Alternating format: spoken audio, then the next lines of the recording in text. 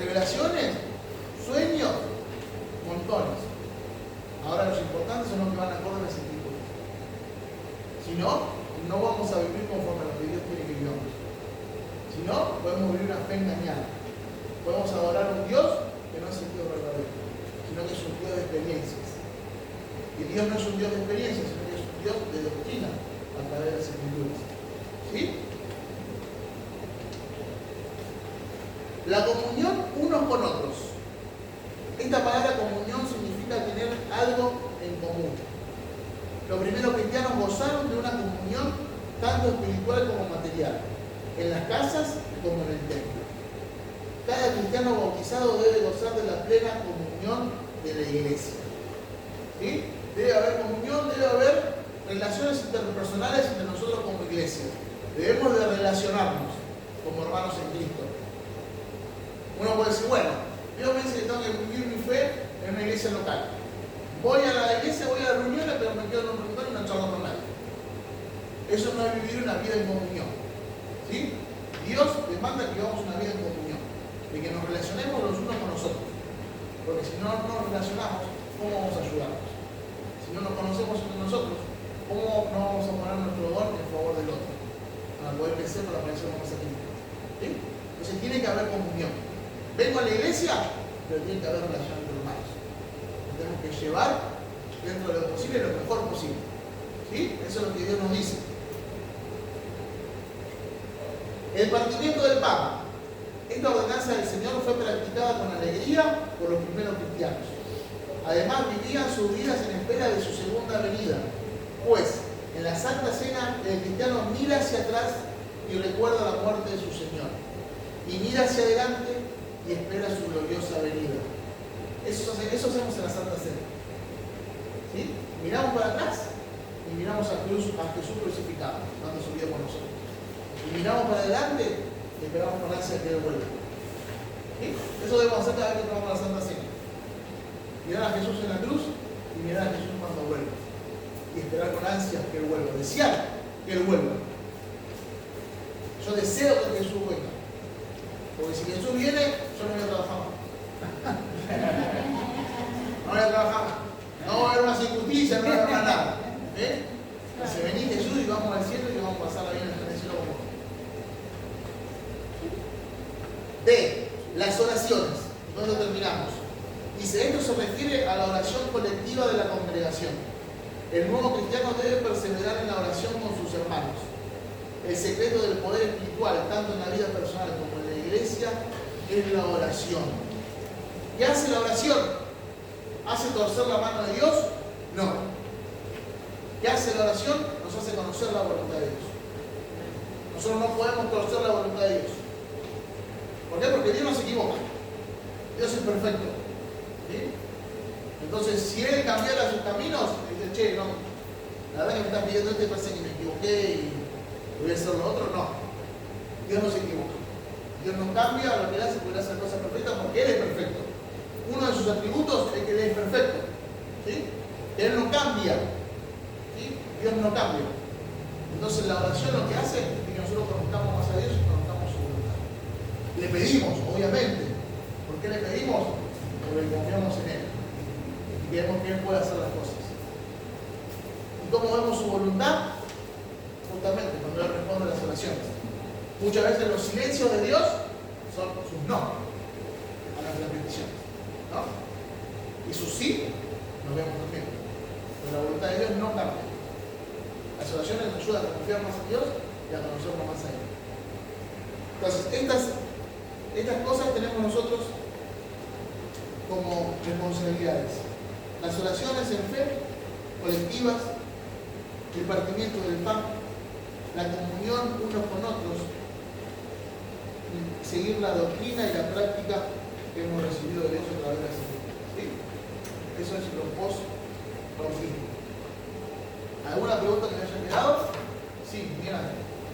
Bueno, el tema así chiquito, ¿sí? Tampoco tan extensivo.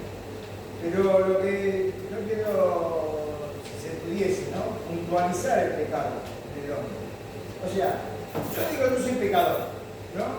Y la persona que se va a bautizar va a un arrepentimiento del pecado y va a sumergirse en las aguas de arrepentimiento, y después del proceso de bautismo nace nuevamente en, digamos, en bendición, creyendo y siendo partícipe de Cristo.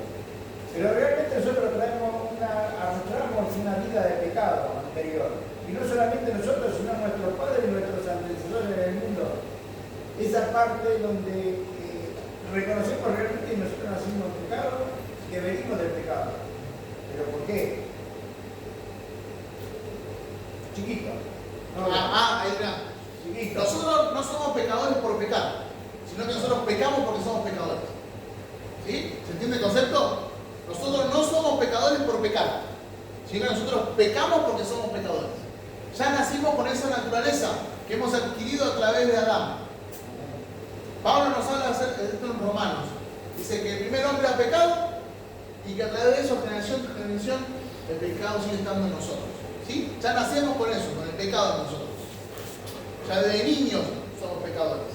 Ya desde que somos niños debemos de evangelizar al niño y decirle que es pecador y que necesita un salvador. ¿Sí? Porque ya está pecando.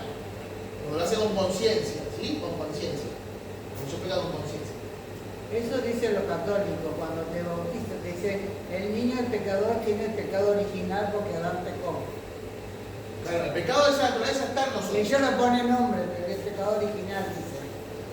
Claro, pero ese pecado original, ¿qué hace? Dios crea a Adán y Eva, los crea perfectos. ¿Sí? Sí. Eran perfectos. Ellos había equilibrio en lo mental, en lo corporal, en todo lo biopsicosocial era perfecto en todas esas áreas. El hombre decide pecar. ¿Sí? El hombre decide pecar.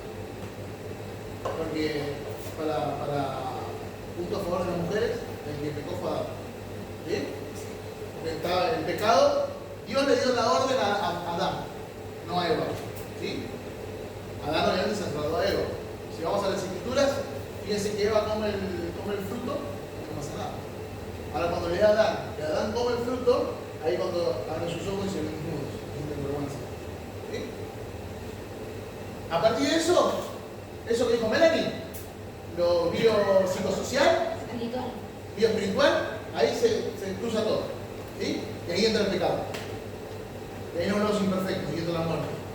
¿Sí? Y a partir de ahí nosotros nos volvemos imperfectos y empezamos al pecado, somos el pecado nosotros, ¿sí? Y empezamos a ir a la vida del pecado. ¿Sí? ¿Y qué significa pecado? Errar el blanco. Esa es la traducción de esa palabra. En hebreo y en griego es errarle el blanco. Eso es pecado. Errar el blanco. Es que yo tengo que ir para allá porque Dios me dice que para allá. Bueno, no le pego la flecha en el centro, le pego al costado. Y yo ya le pegué un costadito donde mismo Dios, ya me dice que ustedes hacen lo que Dios quiere. Estoy errando el blanco. ¿Sí? Eso es pecado. Errar el blanco. Entonces ya cuando nos corrimos una centésima de lo que Dios nos ha dicho, ya estamos pecando. Y esa es nuestra naturaleza. Jesucristo vuelve a que nosotros tengamos esa imagen de ese primer Adán. Vuelve a hacer que nosotros seamos ese primer Adán perfecto en ese sacrificio. ¿Sí? Él es el segundo Adán. Dice Pablo que como el pecado entró por uno, el pecado es perdonado. Jesús. ¿Sí? ¿Y Jesús qué hace en nosotros? Nuevas criaturas. ¿Sí? Y empezamos este proceso de santificación. Pero ese proceso de santificación seguimos pecando, pero no practicamos el pecado. Y hay un arrepentimiento genuino nuestro, constante. Nosotros pecamos y nos arrepentimos. Hoy en Cristo, yo peco y me arrepiento. Y voy confiado al trono de la gracia, como dice Hebreos. ¿Por qué? Porque Jesús vivió en esta vida y conoce las tentaciones y todo. Y en base a eso, Dios nos ha perdonado a nosotros. Y perdona a cada uno de nuestros pecados. Pero está el arrepentimiento. ¿Sí? Gracias. Entonces, a eso vamos, ese proceso de santificación. ¿Qué dice que la carta de Juan? Dice, el que dice que no peca es un mentiroso. Eso dice la carta de Juan. Creo que es primera de Juan. Dice, el que dice que no peca es un mentiroso. Porque todos somos todos pecadores. Pero ahora la diferencia es que no practicamos el pecado. No lo hacemos a sabiendas de que es pecado y no, por ahí lo hacemos, pero con arrepentimiento, con dolor. ¿Sí? Y nos acercamos a Cristo y decimos, papá, ¿yo qué? No estás perdonado. Ya pagó Jesús. Tu pecado ahora y tu pecado dentro de 15 años, ya lo pagó Jesús. Ya está. Pero ¿qué tal ese arrepentimiento que tenemos nosotros? ¿No? Vivir esa vida. Y arrepentimiento diciendo, hermano, me duele equivocarme, me duele pecar. Sé que está mal y me duele. Pero gracias a Jesús, que ella nos perdonó. Sí. Entonces nosotros somos pecadores por culpa de Adán. No. Nacimos con pecado por culpa de él. Digamos que Adán vino a alterar, pero vos sos responsable de tus pecados. Porque vos pecas. Vos decidís Porque pecar. nacemos con el pecado por culpa de él. Claro, ahí entra el pecado en el ser humano. Pero no es no estás condenado por culpa de él, vos estás condenado por tus propios pecados. Sí, eso sí, no, pero... Claro, ahí es donde se desequilibró todo, la decisión del hombre de no hacerle caso a Dios. Es por ejemplo de que esta es la computadora y acá está toda la información y nosotros tenemos un pendrive con toda la información y lo conectamos a la compu. ¿Sí? Y está toda la directiva de todo lo que tenemos que hacer. ¿Qué hizo el hombre? Sacó el pendrive, que es Dios. Dijo, yo voy a hacer como yo quiero. Y empezó a escribir en la computadora. ¿Bien? Entonces, al sacar la matriz, la correcta, el hombre empezó a vivir como él quería. Y ahí está el problema. Porque el hombre quiere ser Dios. Yo quiero ser el dueño de mi vida. Eso es lo que hace el pecado de nosotros. De eso viene. ¿Qué le dijo la serpiente? Si ustedes comen del fruto, van a ser como Dios. Y el hombre, tanto Eva como Adán, dijeron, yo quiero ser como Dios. Ahí está el pecado. Yo quiero ser mi propio Dios. Quiero vivir a mi propia cuenta, como yo quiero. No me importa, lo dejo a un lado a Dios. Yo quiero ser mi propio Dios. Y ahí radica el problema. Ahí radica el pecado. Nosotros queremos ser nuestro propio Dios. Y a eso nos cuesta tanto a aceptar lo que Dios nos dice que tenemos que hacer. Porque es dejar de lado nuestro orgullo, lo que nosotros queremos. Y no es lo que nosotros queremos, es lo que Dios quiere. De eso se trata. De eso se trata todo en realidad. Nuestra voluntad, la decisión de nuestras vidas. ¿Qué voy a hacer en mi vida? ¿A dónde voy a ir? ¿Qué no voy a hacer? No se trata de la voluntad de Dios. Bien. ¿Alguna otra pregunta?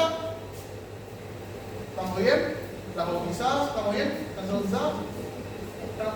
¿Oramos? Y terminamos.